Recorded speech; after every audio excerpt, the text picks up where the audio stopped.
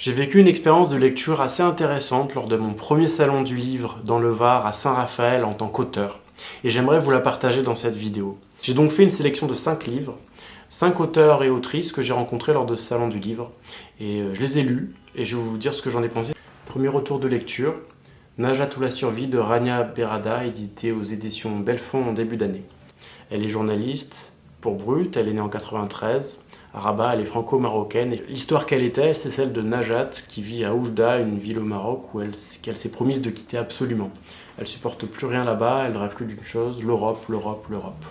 Parce que ce qui m'a troublé finalement dans son histoire, c'est 2 choses. C'est déjà que ça se déroule notamment pendant le printemps arabe. Et là, vraiment, grâce à ce bouquin, on le vit de l'intérieur, avec cette étudiante qui se retrouve dans un pays où il y a du chômage, dans un pays où on a beau avoir fait des études, on est promis en tant que femme soit à devenir institutrice, soit à être femme au foyer pour la cité.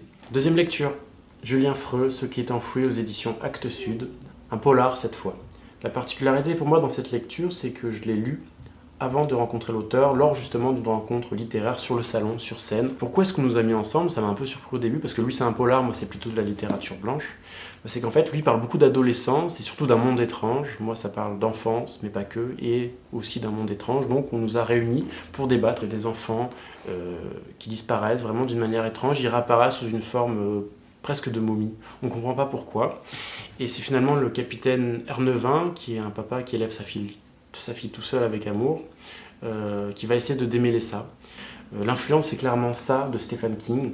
D'ailleurs, il utilise certains mots que j'ai retrouvés comme les étoiles mortes, comme les friches, et il l'a fait à dessein.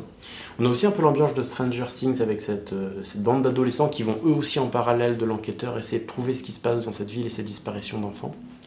Troisième lecture, une lecture assez étonnante. C'est une histoire complètement loufoque et surtout, moi, qui m'a beaucoup fait rire, ce qui est assez rare dans un roman. Vraiment, on se marre parce qu'il est caustique, il est cinglant, il fait beaucoup d'autodérision. C'est l'histoire de François, donc lui-même, qui accepte de participer à la rédaction d'un ouvrage collectif commandé par l'Académie française. Donc lui, cet auteur, doit faire le portrait finalement d'Alphonse de Chateaubriand. Alors attention, Chateaubriand avec un T, pas celui avec un D. Chateaubriand avec un T, c'est un auteur qui a été complètement oublié de l'histoire, qui a été le grand prix du roman de l'Académie française en 1921, mais qui a complètement sombré dans la collaboration, qui s'est fourvoyé avec Céline, etc. Et à force, il va devenir un peu fou, il va le suivre dans ses pas, il va essayer de comprendre pourquoi il a basculé dans ça, et ça devient une histoire vraiment loufoque.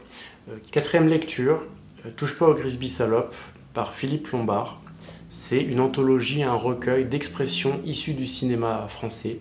Philippe Lombard, je l'ai rencontré lors d'une soirée, c'est un journaliste, il écrit tous les ans des ouvrages sur le cinéma, et il regarde quasiment un film par jour. C'est vraiment la passion de sa vie.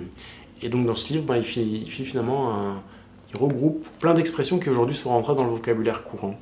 Des expressions bien sûr un peu insultantes, c'est ça qui rend le truc marrant. Est-ce que vous êtes un Tanguy? Les fameux jeunes qui restent chez eux jusqu'à 28 ans. Je te casse de Brise de Nice, cette vidéo virale des années 2000, le boulet, avec la filiation entre l'emmerdeur de Jacques Brel et Lino Ventura et le boulet de Benoît Poelvoorde et Gérard Lanvin. Donc voilà, c'est quelqu'un qui a une culture du cinéma assez incroyable et qu'on retrouve dans chaque ligne. Dernière expérience de lecture, Chantal Milman, qui a écrit cette année Perversion aux éditions Écriture et que j'ai rencontré lors de ce salon. Ce roman se passe vraiment entre la France et l'Italie et on le ressent vraiment quand on la rencontre. C'est l'histoire d'une femme, Charlotte, qui vient de rompre avec Georges, d'une longue relation où ils étaient ensemble et où clairement elle a été maltraitée psychologiquement par cet homme qui est un pervers. Elle a complètement perdu goût en la vie, en ce qu'elle est capable de faire, c'est-à-dire chanter, elle chante du jazz très bien.